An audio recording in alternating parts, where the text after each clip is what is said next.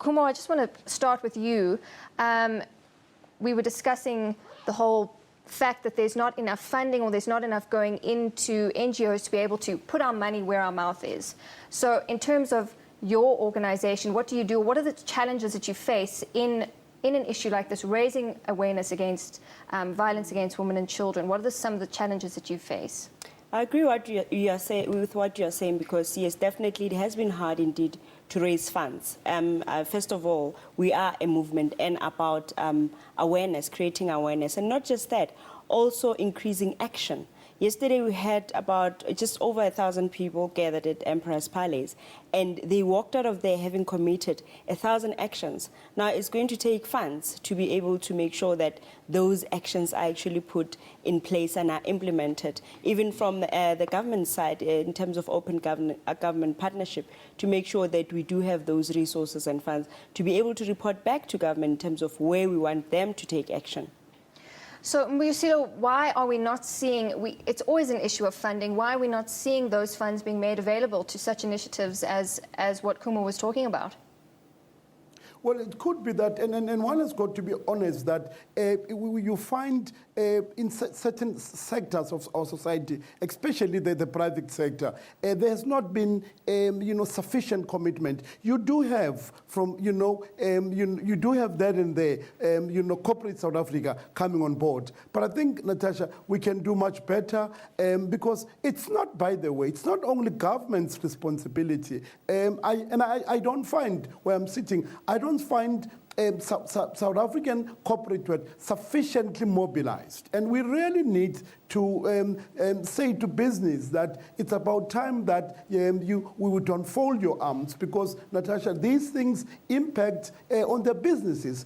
I mean, the violence against women impact on the bottom line. So all of us, have a role to play. So I think that we can do much more. We can do even better when we hold hands and say to corporate South Africa, come on board, join with us, join us, let's work together. And we can only succeed if each and every one of us says with loud voice, so far and not further, but also putting money into programs, ensuring that we don't have organizations closing down who are doing phenomenal work in our country.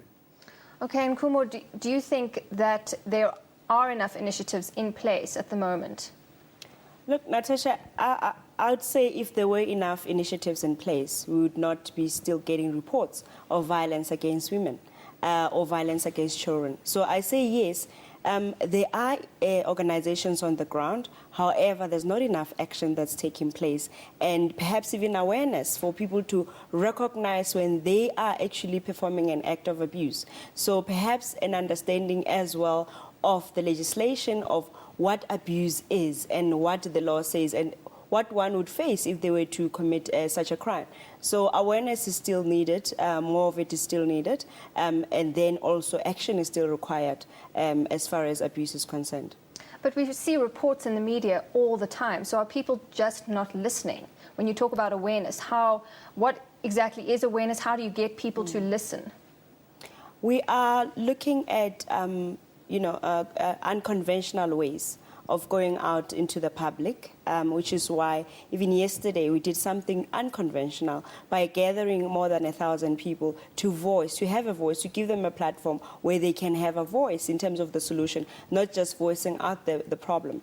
And also the partnership that we have with the Department of Public Service and Administration is new in that for the first time there is open governance, whereby people like ourselves are given a platform to actually sit around the table with government and say, really, where have you gone wrong as society from a social cohesion point of view, and what is it that we are going to do as a people to make sure that the abuse is reported as it should be. And on the side of government as well, issues of corruption. I mean, if you look at our policing system, there's so much corruption that takes place among our police officers are being bribed to make cases disappear, to tamper with the law. So we want to see, as 1,000 Voices, we want to see an increase in terms of cases that are being resolved. We don't want to see a case that we are sitting with now, whereby when you look at the statistics, when you look at the report, there are so many cases that are not resolved.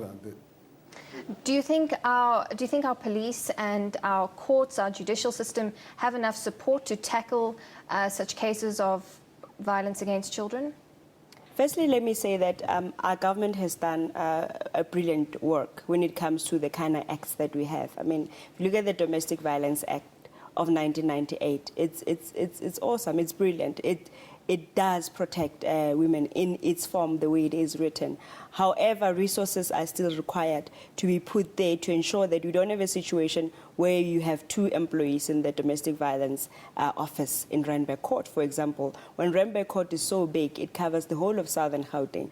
And also, the new acts that are being put in place, for example, the Protection Against Harassment Act, that there are resources that are put in place to make sure that there is awareness and people know where to go when they are actually experiencing abuse. And also different forms of abuse. I think our people are still not aware of really what abuse entails. It's like, for as long as you don't have bruises on your body that are visible, it's not abuse, and it's not reported. It's not seen as abuse, but there are actually different forms of abuse and categories as far as the Act is concerned. Okay, I want to pick up on that point when we get back. We're going to take another short break. Do stay with us. You're watching SABC News.